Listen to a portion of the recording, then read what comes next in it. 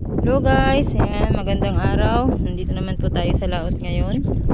Sa mga isla po kami ngayon dahil ngayon ay amihan. Kaya ang aming pangisda ngayon ay pangbaritos guys. Ayan, ganitong isda.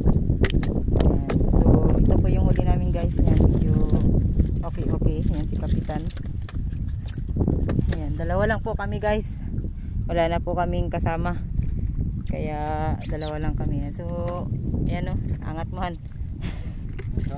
Yan. Oh, yan guys, mayroon pa na sa ilalim guys. Takot lang ako mag-ano ng cellphone ko, baka mahulog guys. Yan o, tingnan mo. So yan ay isdang baritos guys. Yung gamit naming lambat ngayon ay ayun o, ayun han. Huwag ka maingay. Ayan guys, so naninibo na guys yung malalaking isda guys sa baritos. Okay, so yung lambat namin guys ay double gnit ito, 7 tsaka 11. Yan, kaya kuha dito yung isdang balo, yung malalaking isda, tsaka yan yung baritos.